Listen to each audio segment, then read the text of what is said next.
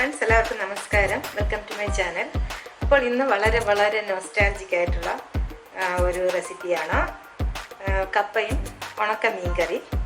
അപ്പോൾ എങ്ങനെയാണ് ഈ ഉണക്കമീൻ കറി ഉണ്ടാക്കുന്നത് നോക്കാം. അപ്പോൾ ഇന്നത്തെ എൻ്റെ ലഞ്ച് ഇങ്ങനെയാണ്. അപ്പോൾ നല്ല ചൂടോടെ വേവിച്ച കപ്പ, പിന്നെ ഉണക്കമീൻ കറി, പിന്നെ നല്ല പഴങ്കഞ്ഞിയാണ്. പഴങ്കഞ്ഞിയുടെ കൂടെയാണ് ഞാൻ ഈ കപ്പയും ഉണക്കമീൻ കറിയും കഴിക്കാൻ പോകുന്നത്. ഒരു സൺഡേ ആണെന്ന്. അപ്പോൾ വളരെ നൊസ്റ്റാൾജിക് ആയിട്ട് നമ്മുടെ പഴയ ഓർമ്മകളൊക്കെ ഒന്ന് പുതുക്കുന്ന രീതിയിൽ ഒരു ലഞ്ച് വേണമെന്ന് വിചാരിച്ചിട്ടാണ് ഇങ്ങനെ ചെയ്തത്. പക്ഷേ വളരെ നൊസ്റ്റാൾജിക് ആയിട്ടുള്ള ഒരു വിഭവമാണ്. അപ്പോൾ എല്ലാവരും ഒന്ന് ട്രൈ ചെയ്യുക. അപ്പോൾ ഞാൻ റെസിപ്പി കൊടുക്കാം. ഞങ്ങളുടെ ഇന്നത്തെ ലഞ്ച് ഇതൊക്കെയാണ്. പഴങ്കഞ്ഞി, നല്ല പഴങ്കഞ്ഞി തലേദിവസം വെള്ളം ഒഴിച്ച് വെച്ചതാണ്. അപ്പോൾ നമ്മൾ ഫ്രിഡ്ജിലൊന്നും വയ്ക്കാതെ പുറത്ത് തന്നെ വെച്ചിരുന്നതാണ്. നല്ല ആവശ്യത്തിനുള്ള പുളി അതിൽ വന്നിട്ടുണ്ട്. പിന്നെ നല്ല കട്ട തൈരുണ്ട്, പച്ചമുളക്, ഉള്ളി എടുത്തിട്ടുണ്ട്, പിന്നെ നല്ല അച്ചാറുണ്ട്. പിന്നെ കൂടാതെ ഏറ്റവും പ്രധാനമായിട്ട് ഉണക്കമീൻ മാങ്ങയിട്ട് വെച്ചത്, കപ്പ വേവിച്ചത്, ഇതൊക്കെയാണ് ഞാനിന്ന് ചെയ്തിരിക്കുന്നത്. പിന്നെ കൂടാതെ ഒരു തീയലുണ്ട്. അപ്പോൾ ഇന്നത്തെ ലഞ്ച് വളരെ പ്രത്യേകതയുള്ളതാണ്. എനിക്ക് ഒത്തിരി ഇഷ്ടപ്പെട്ട് ചെയ്തതാണ്. അപ്പോൾ നമുക്കതെങ്ങനെയാണ് ചെയ്യുന്നതെന്ന് കാണാം.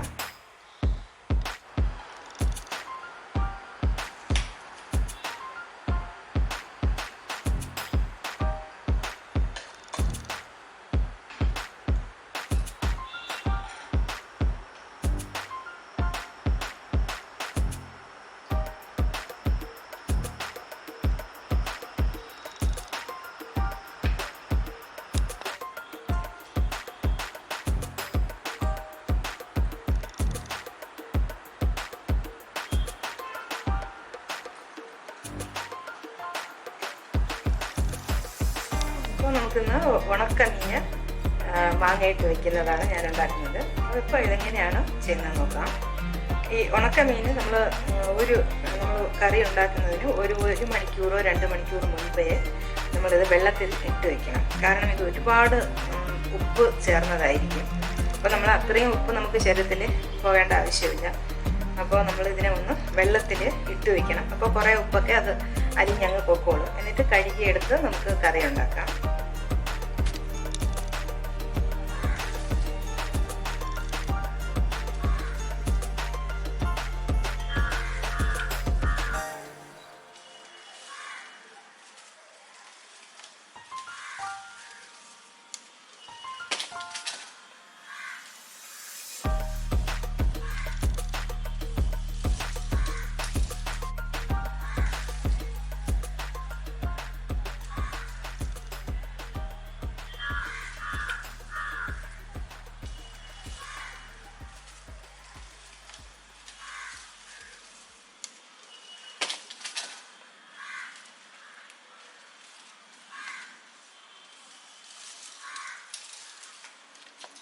ഞാനിന്ന് ഉണക്കമീൻ മാങ്ങയിട്ടാണ് വയ്ക്കാൻ പോകുന്നത്.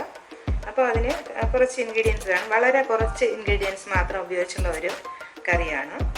അപ്പോൾ തേങ്ങ, ഒരു അരമുറി തേങ്ങ എടുത്തിട്ടുണ്ട്, ഒരു 5-6 ചെറിയ ഉള്ളി, പിന്നെ 1 ടേബിൾ സ്പൂൺ മുളക് പൊടി, ഒരു 1/2 ടീസ്പൂൺ മഞ്ഞൾപ്പൊടി, ഒരു 2 മാങ്ങ എടുത്തിട്ടുണ്ട്. ചെറിയ 2 മാങ്ങയാണ്. ഇത് എൻ്റെ കയ്യിൽ നിൽക്കുന്ന ഷേപ്പിനുള്ള 2 മാങ്ങ.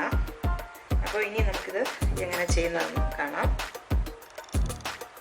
മാങ്ങ തൊലി കളഞ്ഞ് എടുക്കണം. കാരണം ചില മാങ്ങയ്ക്കൊക്കെ ഭയങ്കര ഒരു കയ്പ്പ് കാണും തൊലി ഉണ്ടായിരുന്നാൽ. അപ്പോൾ നമ്മൾ തൊലി കളഞ്ഞ് എടുക്കണം. കട്ടി കൂടുതലുമായിരിക്കും. അപ്പോൾ എന്നിട്ട് ഇങ്ങനെ നീളത്തിലാണ് അരിഞ്ഞെടുക്കുന്നത്. അതായത് ഈ ഷേപ്പിന് അരിഞ്ഞെടുക്കണം. നല്ല പുളിയുള്ള മാങ്ങയാണ് ഇതിന് യോജിച്ചത്. പഴുക്കാറായതൊന്നും ഇതിന് ശരിയാവില്ല. നല്ല പച്ച മാങ്ങ.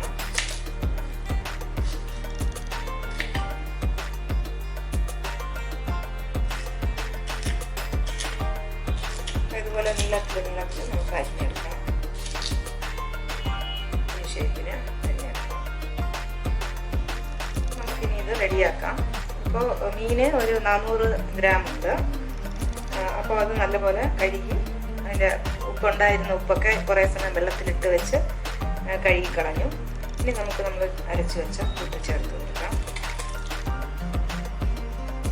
പിന്നെ ഈ മാങ്ങ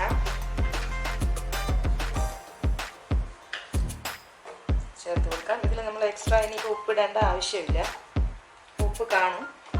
ഇല്ലെങ്കിൽ നമുക്ക് തിളച്ചതിന് ശേഷം നോക്കിയിട്ട് ചേർത്താൽ മതി.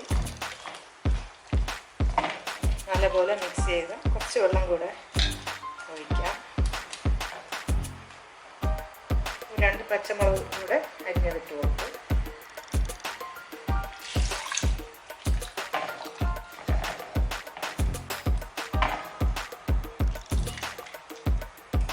ഇനി ഇത് നമുക്കിനെ അടുപ്പത്ത് വയ്ക്കാം. അപ്പോൾ അടുപ്പത്ത് വെച്ചു. ഈ വെള്ളമാണ് ചേർത്ത് കൊടുത്തത്. എല്ലാം ഒന്ന് മുങ്ങിയിരിക്കത്തക്കവണ്ണമുള്ള വെള്ളം. നമുക്കിത് അടച്ച് വയ്ക്കാം. ചെറിയൊരു ഗ്യാപ്പിട്ട് അടച്ച് വയ്ക്കാം. അപ്പോൾ നോക്കാം, തിളച്ചിട്ടുണ്ട്. നമുക്കിതിനൊന്ന് ചുറ്റി വെച്ച് കൊടുക്കാം. ഇതെപ്പം തീ കുറച്ചതിന് ശേഷം ചുറ്റി വയ്ക്കാം. അല്ലെങ്കിൽ നമ്മുടെ ടവലിൽ തീയൊക്കെ പിടിക്കാനുള്ള ചാൻസ് ഉണ്ട്. ഇതൊന്ന് കുറച്ചതിന് ശേഷം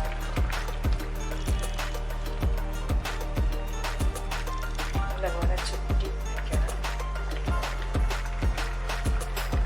നല്ല മണമാണ്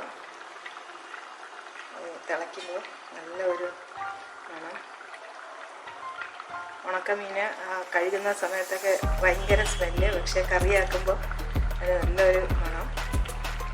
ഇത് അടച്ച് വയ്ക്കാം. ചെറിയ ഗ്യാപ്പിട്ട് അടച്ച് വയ്ക്കാം.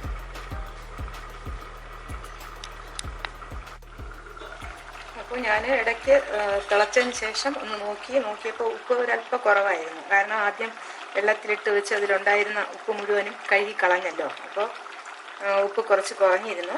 അപ്പോൾ ഞാൻ വീണ്ടും കുറച്ച് ഉപ്പ് കൂടെ നമ്മുടെ ആവശ്യത്തിനുള്ളത് ഇട്ട് കൊടുത്തു. കുറച്ച് കറിവേപ്പില കൂടെ ഇട്ട് കൊടുക്കാം.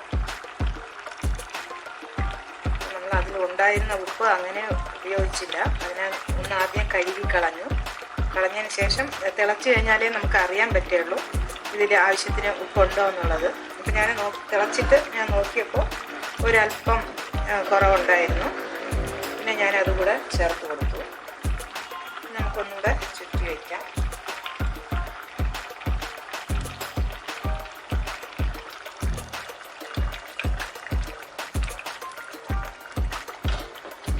ഈ അല്പം കുറച്ച് കൊടുക്കണം. കുറച്ച് ലോ ഫ്ലെയിമിൽ കിടന്ന് ഒന്നത് നന്നായിട്ട് മീനൊക്കെ നന്നായിട്ട് വെന്ത് വരണം.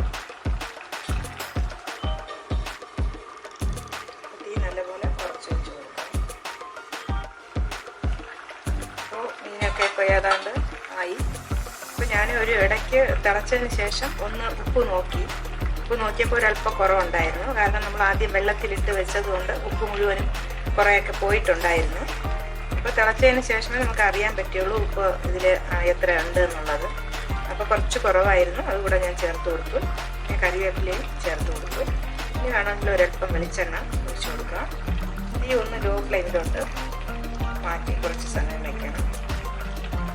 നന്നായിട്ടെല്ലാം ഒന്ന് നന്നായിട്ട് വെന്ത് പാകമായിട്ട് വരാൻ വേണ്ടി ഒരല്പം ലോ ഫ്ലെയിമിലിട്ട് അങ്ങനെ വയ്ക്കാം.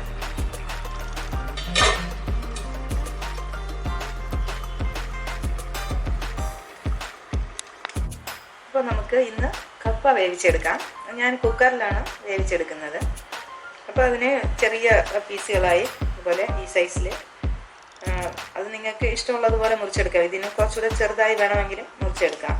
പിന്നെ ഈ നടുവിലൊരു വേര് കാണും, അതൊക്കെ ഒന്ന് കളഞ്ഞതിന് ശേഷം എടുക്കാം. പിന്നെ കപ്പ വന്നിട്ട് നമ്മൾ വാങ്ങുമ്പോൾ കുറച്ച് കാര്യങ്ങൾ ശ്രദ്ധിക്കാനുണ്ട്. ഈ വേര് അടിഭാഗത്ത് ഇങ്ങനെ കുറേ വേര് അധികമുള്ള കപ്പ കാണും, അത് അത്ര വാങ്ങാതെ